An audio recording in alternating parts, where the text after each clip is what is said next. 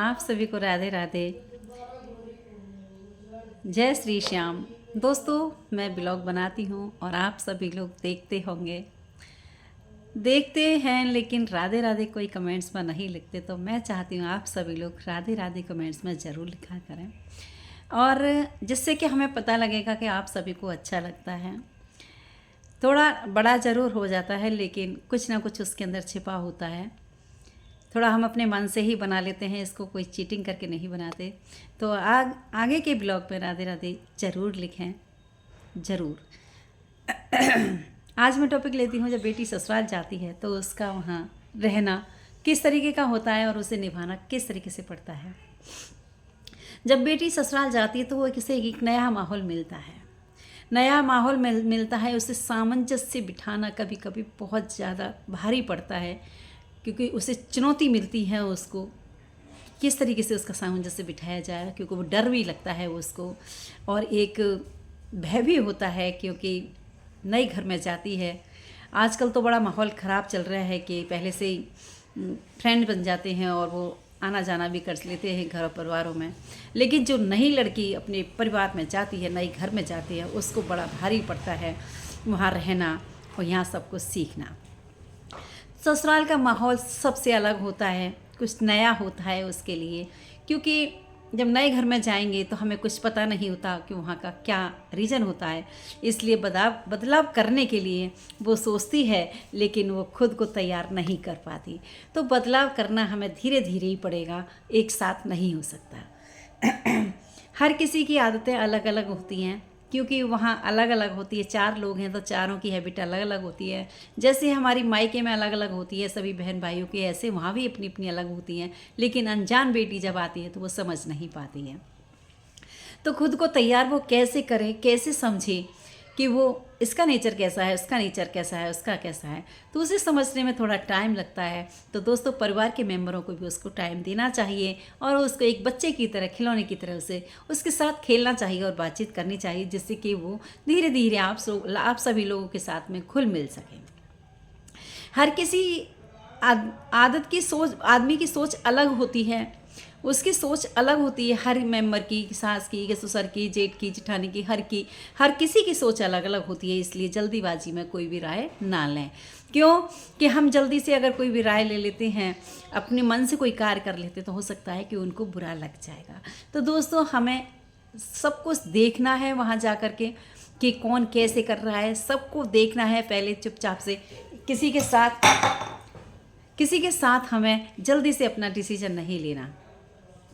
सास ससुर परिवार के सदस्यों के साथ हमें, माता पिता के साथ में अपने प्यार से रहना है, क्योंकि हम उनको माता पिता ही समझें, और बड़ों का आदर करें और रिश्तों में एकता लाएं, जिससे कि हमारा प्यार बना रहे। अगर हम अपने सास ससुर को अपने माता पिता ही समझेंगे, हम अपनी तरफ से प्यार देंगे, तो हो सकता है वो भी हमें अपनी एक बेटी के रूप में प्यार दें। पहले आप अच्छा करके देखिए, तब अच्छा नहीं मिलता तब की बात अलग है, लेकिन जाने के बाद में जब जैसे तुम नए घर में प्रवेश होते हो, उन्हें अपने माँ बाप समझ करके और अपना व्यवहार इस तरीके से दीजिए कि वो आपको बेटी समझने लगें। वो समझें ना समझें, लेकिन अपनी तरफ से कमी मत छोड़िए, क्योंकि अगर मान लो हमारी कमी रह जाती तो हमें सब बोलने लग जाएंगे। अगर मान लो उनकी कमी होगी तो बाद में उन्हीं को बोलेंगे। अपने ऊपर मौका मत दीजिए किसी को बोलने का। दोस्तों, परिवार के नियमों को अपनाने के भी अलग नियम होते हैं, क्योंकि परिवार के नियम भी सारे अलग होते हैं और मायके के अलग होते हैं, ससुराल के अलग होते हैं। उनको भी हमें सीखना पड़ता है कि यहाँ के कैसे नियम हैं।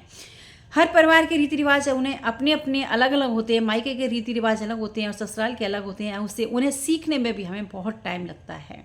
क्यों कि हम भूल भी जाते हैं उनको, 1 साल के अंदर तो हम सीख भी नहीं पाते हैं। खुलकर अपनी बात भी रख सकते हैं हम, लेकिन प्यार से हम अपनी भावनाओं को उनके सामने प्रकट कर सकते हैं, लेकिन हम प्यार से ही कर सकते हैं। अपनी पहचान और आत्मनिर्भरता पर भी बनी रहे तो अच्छी बात है, क्योंकि हम अपनी पहचान हमें अपनी सच्चाई और अपने प्यार के साथ बनाएंगे, तभी ठीक रहेगा। तो दोस्तों, घर के कामों में भी हमें सहयोग करना चाहिए। ऐसा नहीं है कि हम काम नहीं करना चाहें और हम शांति से बैठ जाएं या हम अपने निजी कार्यों में लगे रहें। तो दोस्तों, आगे से आगे हमें अपने घर के कार्य भी करने चाहिए, क्योंकि जितना भी हम अपने हाथों से कार्य करते हैं उतने ही हम मजबूत होते हैं, उतना ही हम एक्टिव होते हैं। तो इसीलिए हमें पहले से पहले अपने सारे घर के कार्य भी करने चाहिए, चाहे कैसा भी हो। घर के कामों में सहयोग इसलिए करना पड़ता है कि हमारा अपमान नहीं हो, हमें हमेशा इज्जत मिलती रहे, हमें सम्मान मिलता रहे। तो हमें, अगर हम ये सब नियम करके चलेंगे तो कभी हो सकता है कि हम बुरे ना हों। लेकिन कुछ लोग होते भी हैं कि जो बहू कितनी भी अच्छी आ जाती है लेकिन फिर भी सास ससुर परिवार के लोग उसको नहीं अपनाते। क्यों? कि उनके खुद के बच्चे होने के कारण वो नहीं अपना पाते हैं। उनकी बेटी होती है, उनके बेटे होते हैं, तो उनको पराई बेटी नहीं अच्छी लगती। ऐसा भी होता है कुछ परिवारों में। तो दोस्तों, मैं यही चाहूँगी कि जिस तरीके से बेटी अगर आपके साथ अच्छा कार्य कर रही है तो आप भी अपनी बेटी बना करके कार्य करें, उससे कार्य लें, उससे अपने हाथों से कार्य कराएं और अपनी बेटी बनाकर ही उससे काम लें। जो बेटी अगर आपके नए घर में आई है तो उसको अपने मेहमान की तरह थोड़ा सा उससे थोड़ा टाइम दें और मेहमान की तरह उसकी थोड़ी सी पूछ करें, उसकी बर्ताव करें, जिससे कि वो आपके परिवार में घुल मिल सके और प्यार से रह सके। क्यों? कि एक अनजान व्यक्ति अनजान घर में आया है तो उसको थोड़ा टाइम तो लगेगा रहने में और कुछ सीखने में और कुछ आप लोगों से बात करने में और बोलने में। दोस्तों, क्योंकि अगर हमारे घर में नई बहू आई है तो हमें पहले से पहले बोलना होगा। क्यों? कि वो नई आई है, हम तो पुराने हैं ही उस घर के। अगर नई बहू आई है तो हमें उसी के साथ बोलना होगा, उसके साथ अच्छा व्यवहार करना होगा, जिससे कि वो कुछ सीख सके और वो हम लोगों के साथ में मिलजुल सके। एक दोस्त की तरह हमें व्यवहार करना होगा। तो दोस्तों, ये ब्लॉग कैसा लगता है? थोड़ी आवाज़ आ रही है दोस्तों, मैं बाहर के रूम में बैठ के बना रही हूँ, तो क्षमा करना, मैंने माइक नहीं लगा रखे, तो आप आवाज़ पर ध्यान मत देना। तो दोस्तों, ये ब्लॉग कैसा लगा? अगर अच्छा लगा हो तो आप राधे राधे ज़रूर लिखें और आप सभी को बाय बाय।